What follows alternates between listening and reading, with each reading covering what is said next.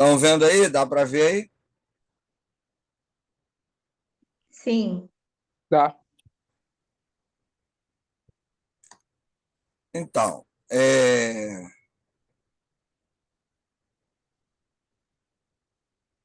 vamos continuar aqui, né? Primeiro, o que que acontece? Lembrando, né? Estou trazendo o tema do dízimo, mas deixar claro, não é para dizer que ninguém tem que contribuir com a igreja, não é nada disso. O Antigo Testamento, em vários textos, ele vai estar tratando da ideia do dízimo. O dízimo tem um contexto histórico e social no Antigo Testamento de sustento, né, do templo, sustento aí dos sacerdotes, né, dos levitas, porque eles não tinham herança, né, digamos assim, né, eles não tinham parte, né, na terra, essas coisas assim. Então eles viviam dos dízimos, das ofertas, né? Inicialmente os levitas, né, os sacerdotes viviam ali de parte do que era deixado dos sacrifícios, né? Parte era dado para eles e tal. E ao longo do tempo, o dízimo ele foi assumindo formas diferentes. No próprio livro de Deuteronômio tem um dízimo que é individual, né? Você não tem templo, não tem a instituição ainda. Então a pessoa pegava lá a primícia da terra dele, montava o altar, queimava e comia perante o Senhor. Isso era um tipo de dízimo, que está escrito aí no Novo Testamento, no Antigo Testamento, lá em Deuteronômio. Depois, quando foi se institucionalizando, né, veio o primeiro templo, né, o povo de Israel começa a tomar forma, aí você precisa ter um tipo de contribuição, até para a questão religiosa, né? Depois, com a monarquia, o dízimo também acaba sendo usado também para manter a monarquia. Então, a relação do que é feito no antigo com a igreja hoje não tem. O que a igreja faz hoje não tem nada a ver com o que se fazia no Antigo Testamento. Porque as formas de dízimo do Antigo Testamento eram diversas. Aí no Novo Testamento? No Novo Testamento, a igreja não tinha dízimo. A igreja vivia de oferta, de doação, né? Aí Jesus dava o dízimo, Jesus era judeu. Quando Jesus estava vivo, o segundo templo ainda estava em pé. Então todo judeu dava o dízimo, só que você tinha tipos de dízimos, que a gente vai ver aqui, né? Então, dizer que a pessoa tem que dar 10% do vale transporte, do rendimento da caderneta de poupança, do ticket de refeição, e dizer que isso está na Bíblia, isso é uma alienação, isso é um roubo, né? Isso é uma extorsão. O que seria equilibrado e saudável, né, ensinar é que as pessoas devem contribuir porque elas fazem parte do grupo e não espiritualizar, né? Eu sou testemunha clássica disso, né? Infelizmente, a maioria das pessoas da igreja, quando você fala que dízimo não é barganha, muita gente deixa de contribuir. Por quê? Porque elas não dão porque estão comprometidas com a igreja. Elas dão porque querem ganhar algo em troca ou não querem perder, né? Ainda acha que se não der o dízimo, Deus vai amaldiçoar, Deus vai acabar com o casamento e outras idiotices desse ponto. Só que assim, é complicado, porque parece que as pessoas gostam de viver na alienação, né? Olha o devorador, Mas, de irmão. Olha qualquer o devorador. forma, Olha o eu vou devorador. explicar aqui para vocês, né? E aí vocês façam o que vocês quiserem. Olha o Fala. devorador, irmão. Olha o devorador. O devorador, entendeu? A pessoa fala que o imposto é em devorador.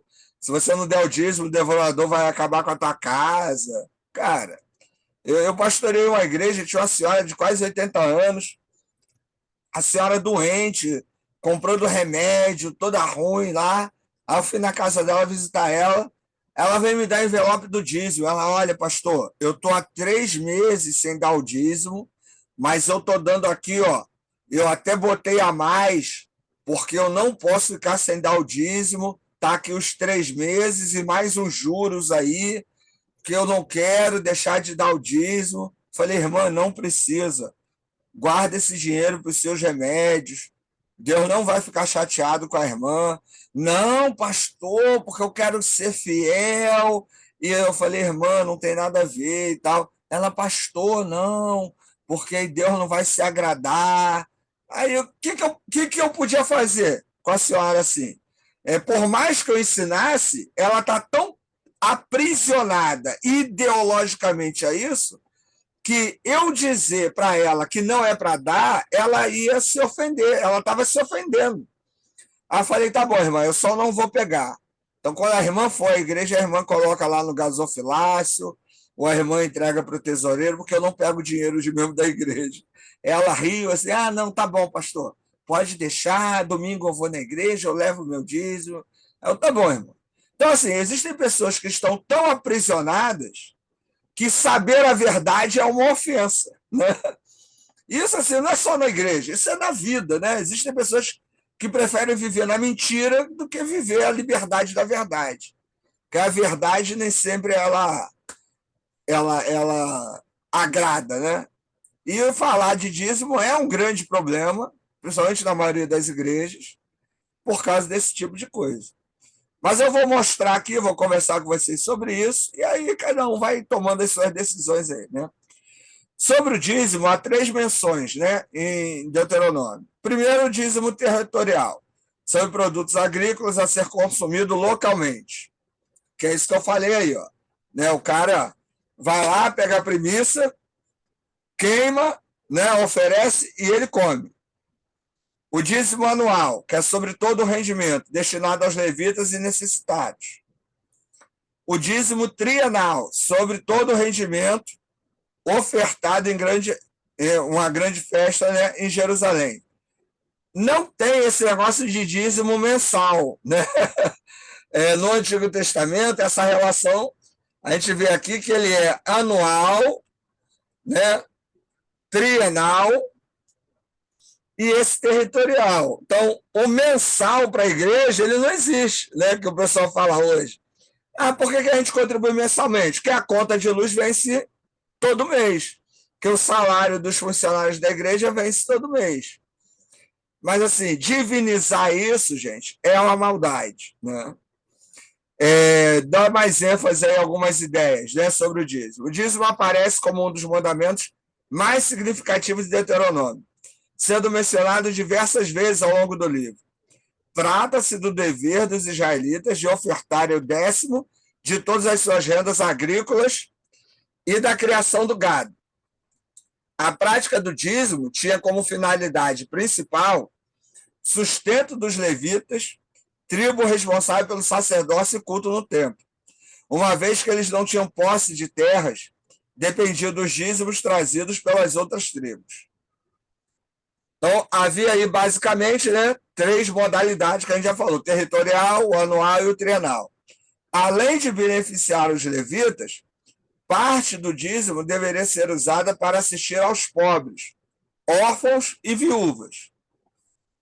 O cumprimento fiel desse preceito era visto como símbolo de cumprimento da aliança com Deus. Trazia bênçãos às colheitas e proteção contra os inimigos, enquanto a desobediência traria maldições, né?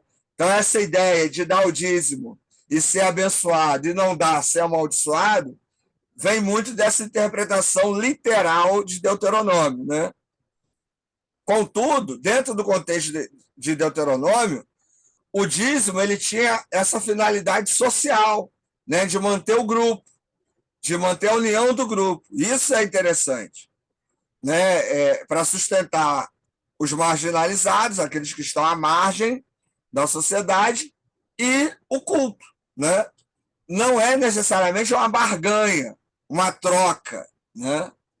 Os dízimos eram importantes mecanismos de sustento do culto e assistência social na nação de Israel, sendo seu pagamento sinal de fé e gratidão a Deus. Por isso, recebem tanta ênfase no livro de Deuteronômio. Vai falar aqui que, nesse contexto, né, agrícola, em que vivia o povo de Israel, o dízimo era dado, não era dado necessariamente em dinheiro, era dado, né, com cereal, parte da colheita, com animais, e também era visto como ato de gratidão, porque era fruto do trabalho, né, das pessoas. Então a pessoa estava dando aquilo que ela pôde, ela teve o seu sustento, aí está dando uma parte para o grupo, né? E isso é que é, é o ato de gratidão. Eu estou dividindo o que Deus permitiu que eu tenha. Não é uma barganha, certo? Não é uma troca. Ah, eu vou dar um e Deus vai me voltar 7 vezes mais. Não é essa a temática, né? Fala, Carlos. Quer falar? Cara, quero desabafar, tu deixa? Tudo bem que Fala. não é uma... Cara, não, assim, todo domingo se lê lá na minha igreja o texto de Malaquias 3 do 8 até o 14.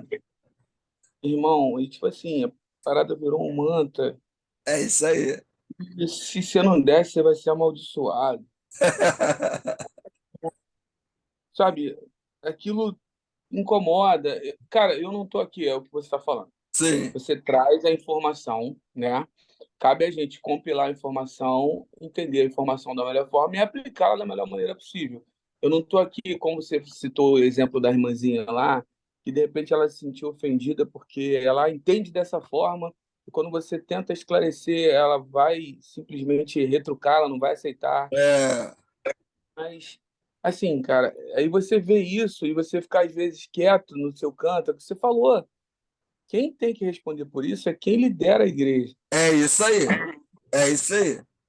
Então, assim, é muito difícil, cara. É assim, é o que eu te lembra que eu te falei que a gente Sim. fica sentado vendo e assistindo as coisas e, cara, eu sou presidente do corpo diaconal, né? Já vou ser exonerado no ano que vem, porque, Pega o né, cargo, irmão.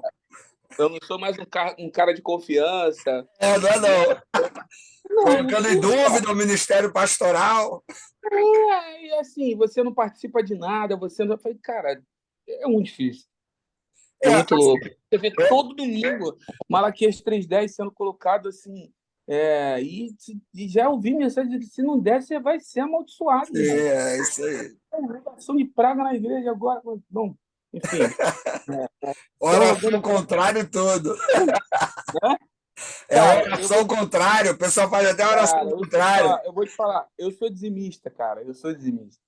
Mas assim, eu entendo que aquilo ali tem que ser um ato, um gesto de dentro para fora. A pessoa tem que dar porque ela Sim. entende que ela ama a obra e é o sustento da obra, é o É um salário do compromisso pastor. com o Vamos falar grupo, isso. né? É isso Pô, aí. eu sei que É. você não tem, de repente não recolhe o salário, mas, cara, é o salário do pastor. O pastor ganhava 10, era 10 pau, o Eita. outro. Irmão, e aí, desculpa, eu tô falando. Você Não, tá não vou me tranquilo. perguntar qual é a igreja que eu não vou responder. E Mandar aí, currículo cara, para lá, vamos mandar o currículo.